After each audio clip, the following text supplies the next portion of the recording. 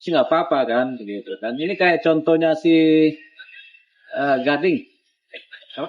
Gading Gisel. Gading dan Gisel, Gading Martin dengan Gisel kan? Ya. Gading Roy Martin dengan Gisel itu kan mereka saling ngasuh itu biasa-biasa aja itu kan.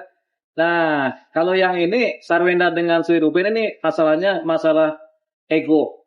Godanya ego yang ketinggian. Padahal sih ini bisa diselesaikan secara baik-baik antar keduanya. Gitu. Mungkin damai, mungkin bareng-bareng gitu. Dan sebenarnya nggak perlu banyak keluh kesah di media begitu. Tapi kan ini sudah terjadi, sudah ketelanjuran, bahkan sudah sidang kan untuk perempuan yang asuh anak kan. Tapi yang paling penting sebenarnya kalau perebutan hak asuh ini kan harus dicari kesalahan. Siapa yang salah kan gitu kan. Dalam hal ini karena Ruben yang menggugat, ya cari itu kesalahannya Sarwenda. Apakah Sarwenda sudah lalai mengurus anak kan begitu kan. Itu kan kesalahannya kan. Tapi kalau kita melihat secara netral, ini Sarwenda sebenarnya belum lalai mengurus anak. Dia sampai sekarang masih sekolahkan anaknya, masih kasih makan, masih tidur bareng, mengayomi anaknya malam hari.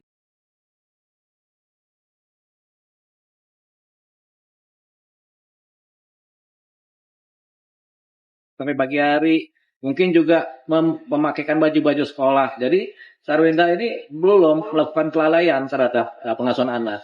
Jadi gugatannya si Ruben ini agak sulit sebenarnya, karena Sarwenda pun akan berkeras. Saya yang mengasuh sampai sekarang pun sudah tidak dikasih nafkah oleh Ruben pun Sarwenda masih ngasih nafkah, begitu. Jadi kita susah melihat Sarwenda punya kesalahan dalam konteks pengasuhan anak. Gitu. Jadi dalam konteks perebutan anak ini Ruben berhadapan dengan lawan yang kuat, yaitu Sarwenda dengan perilakunya. Walaupun ada beberapa perilaku Sarwenda yang oleh beberapa pihak dianggap terlaluan atau berlebihan. Tapi kalau kita lihat sih, karena hukum kan tegas juga kan. Jadi sepanjang hukumnya bilang lalai mengasuh anak, ya itulah lalai mengasuh anak itu. Tinggal apakah ada dilakukan oleh Sarwenda lalai mengasuh anak? Kita belum lihat itu ada. Karena Sarwenda masih tadi yang sudah kita bilang, masih mengasuh, melindungi, mengayomi, memberi makan, mensekolahkan. Walaupun Ruben sudah tidak menafkahi selama 6 bulan, guys. Masih jalan aja tuh. Mereka bahkan masih ada atap rumah tempat anak-anaknya Sarwenda tinggal. Jadi belum ada kelalaian yang signifikan yang dilakukan oleh Sarwenda. Jadi konteks ini pertarungannya sangat kuat antara Ruben dengan Sarwenda. Nah, karena kuatnya pertarungan ini, dampaknya akhirnya saling membuka kelemahan masing-masing. Ruben membuka kelemahannya Sarwenda, Sarwenda membuka kelemahannya Ruben.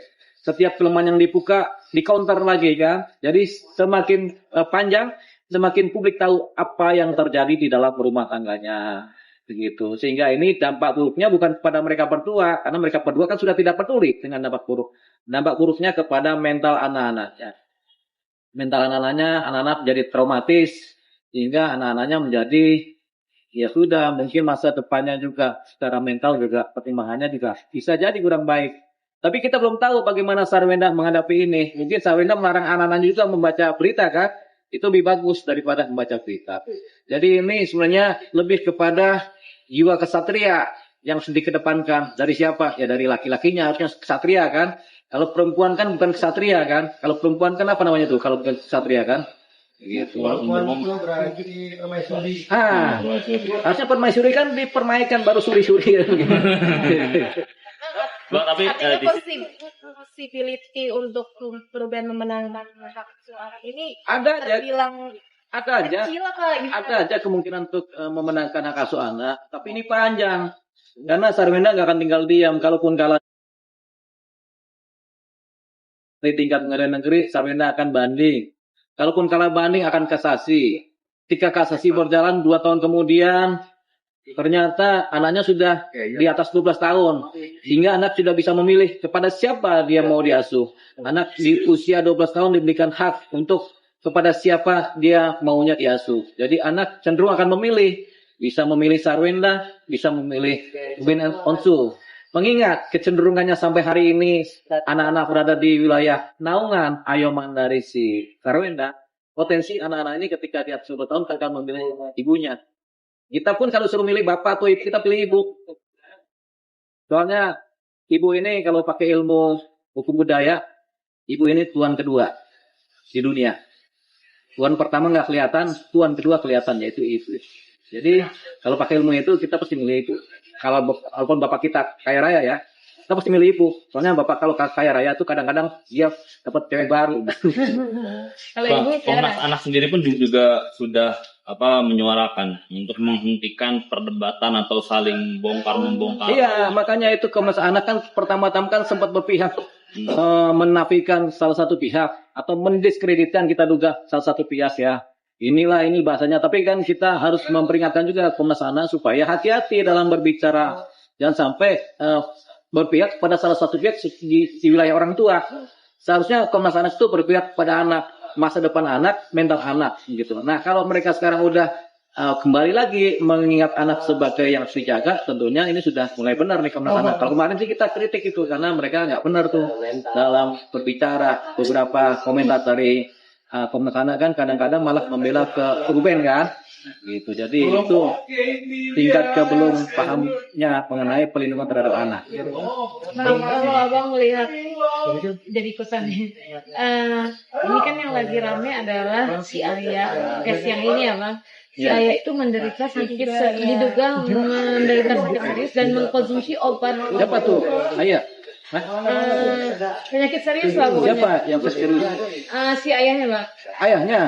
Bapaknya? Iya bapaknya menderita sakit serius sehingga ada dugaan Atau adalah pilek, demam, sakit kepala.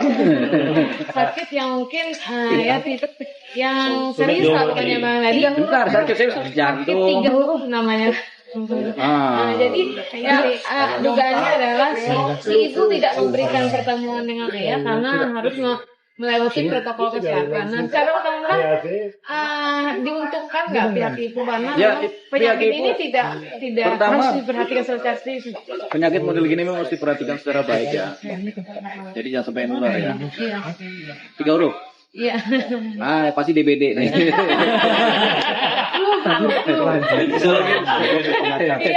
Ya boleh lah bang di situ lah mungkin ada. DBC, DBD. Banyak ya. Jadi, Penyakit tiga-tiga ini jadi ya. kita baru tahu nih, Pink nggak apa-apa lah. Ibunya berarti kan sudah mengerti buat sumber persoalannya apa. Iya. Sehingga memang lebih baik mencegah daripada salah dalam pencegahan. Tapi langkah ibunya sudah. Ya dugaannya tiga adalah itulah pemicu kenapa anaknya sulit dipertemukan dengan ayahnya karena harus melewati protokol kesehatan yang tadi itu. Iya. Jadi kita sudah paham nih sekarang, ya. Tapi hal itu bisa jadi poin nggak buat Wenda Jadi untuk poin. menanggapi persoalan ini? Ini poin. Jadi gini, Bentar, Bang. jadi Sarwenda punya poin-poin yang bisa memenangkan persoalan ini Ya. dalam gugatan seperti ini ya. Pertama, Sarwenda belum lalai dalam mengurus anak. Dia tetap dan masih bertanggung jawab. Gitu. Jadi Sarwenda masih bertanggung jawab. Terbukti sampai hari ini anak-anak berada di wilayah pengasuhan Sarwenda. Sekolahnya, makan minumnya, tidurnya masih sama Sarwenda kan. Jadi Sarwenda belum lalai. Sehingga sulit kemudian menggugat pengambilan hak asuh anak kan. Sarwenda masih bertanggung jawab. Beda kalau Sarwenda sudah lalai. Artinya anak di rumah ditinggalin gitu aja berminggu-minggu atau berhari-hari. Berarti kan sudah lalai ini kan Sarwenda. Tapi dia tidak melakukan itu. Jadi dia masih bertanggung jawab. Bang, tapi dengan terkuaknya penyebaran penyakit ini dampaknya apa sih bang? Walaupun secara tidak disengaja gitu. Psikologis lebih ya. Kalau penanganan secara tular menular itu kayaknya sudah ada langkah-langkahnya. Tapi yang paling penting itu adalah kondisi psikologis, ketakutan psikis ya, baik yang dialami oleh Sarwenda maupun yang dialami oleh anak-anaknya. Jadi ini yang kemudian membuat kemungkinan besar faktor kedua ini juga menentukan posisi hak asuh anak tetap berada di wilayah Sarwenda. Ini bisa jadi masalah hukum nggak sih dengan Tapi bisa ini kalau didengungkan karena ini kan pointer utama. Pointer pertama adalah lalai tidak Sarwenda. Pointer kedua, apakah si pihaknya Ruben punya persoalan yang kemudian berisiko buat anak-anaknya kan itu. Bang, lebih fatal mana menurut abang sikap Sarwenda yang juga disorot bekerja di rumah dan membawa pacarnya dibandingkan dengan penyakit yang tidak Kalau itu kan tinggal dikoreksi. Kalau Sarwenda sempat salah bawa pacar kan dikoreksi. Kita aja nggak pernah bawa pacar ke rumah itu. Soalnya di luar pun nggak ada pacar. Jadi ini cuma dikoreksi aja tuh. Oh iya, kedepannya saya tidak akan begitu. Kan begitu beres. Gitu kan ada dasar pemaafnya di situ kan. Nah, yang paling penting itu Sarwenda belum lalai. Yang kedua ada persoalan kesehatan yang menjadi pertimbangan hakim nanti. Apa bang? Oke. Nah, Terima kasih. Terima kasih ya, Bang. Bang Rio. Thank you.